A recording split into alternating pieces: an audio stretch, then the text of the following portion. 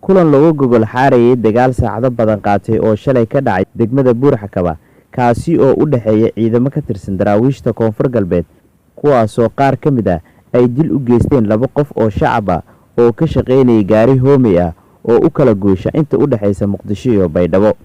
kadib markii ay diideen in askariga dilka geystay lagu soo wareejiyo saldhigga booliska degmada.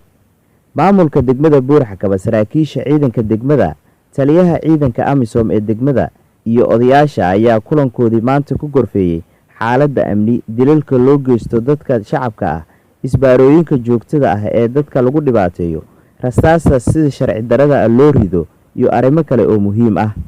mas'uuliyiinta ayaa sidoo kale soo hadal qaaday in gacan bir ah lagu qaban doono cid ciddii dhib u geysata qof shacab ah lana marsiin doono sharciga.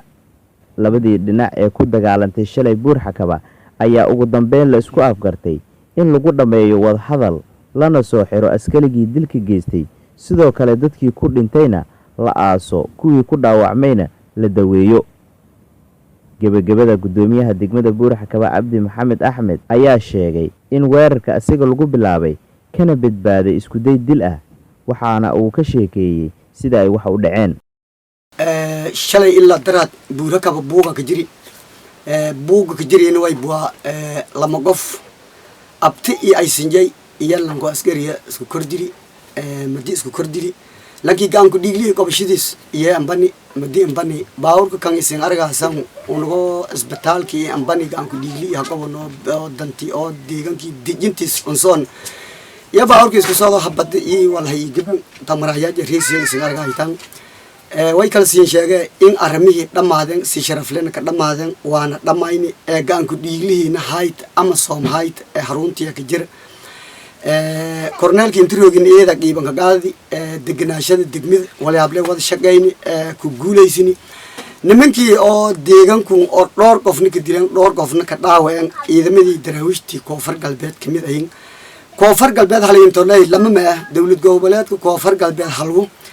haliyata dawlad goboleedka dad mas'uuliin oo mas'uuliin oo deganaashada iyo waldiidaan oo walbadan isdaba mariyayaan jiraan lambaada kii deeydaya waan inni ada helan anfadaan badan mas'uuliin ka jiraan way ka fadaanay madaxweynaha Abdaasiis dadaalku sadamba baahadu sadde oo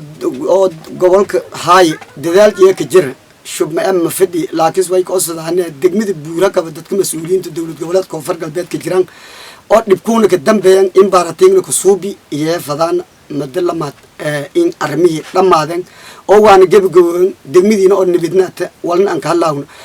wali dhimadii la gaanku dhiigli wali dili mas'uuliyiintii dawlad goboleedka koonfur galbeed madaxweynaha aan ka saray kullay dimbilankii jeeysidii iyo la jaaziye marka dimbigana qaadawsha dawladda le lankiina ama soomta ka jir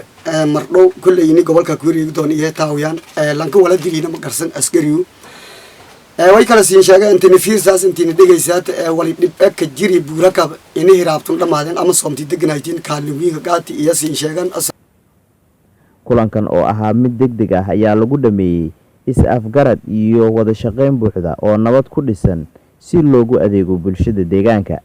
Xuseen Cali Geesi 5 TV Buurhakaba.